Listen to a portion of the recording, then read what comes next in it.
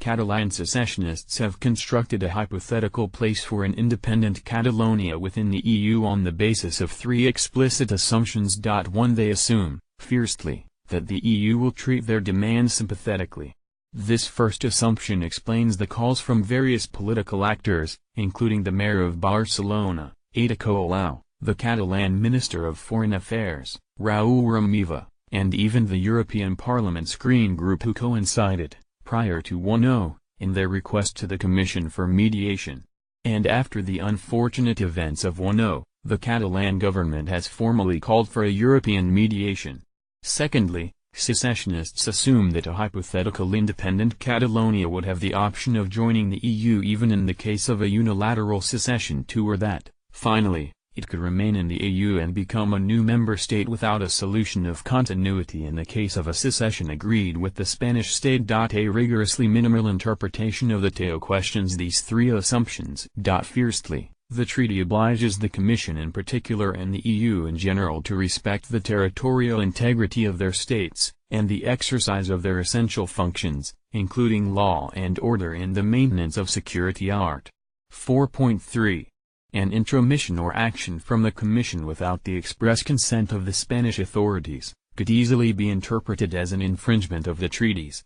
Alternatively, secessionists have reclaimed EU intervention on the assumption that Spanish authorities could be violating the values of Article 2, specifically by infringing on the right to freedom of association and expression, and call for respect for the value of democracy contained in the same place to justify EU intervention.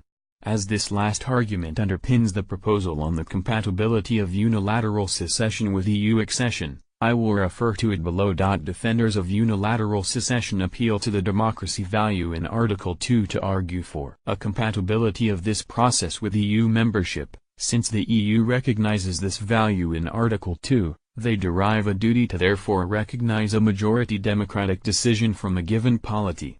However, this thesis contains a logical trap. None of its proponents have explained the source of this obligation. What obliges a political entity to recognize the effect of decisions made by a third party, if this obligation has not been formally established beforehand?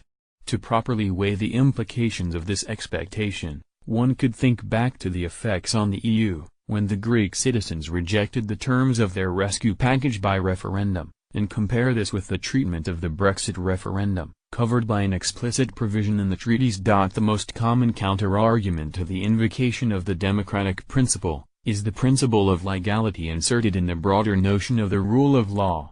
Thus, Spanish central authorities have consistently adhered to this principle.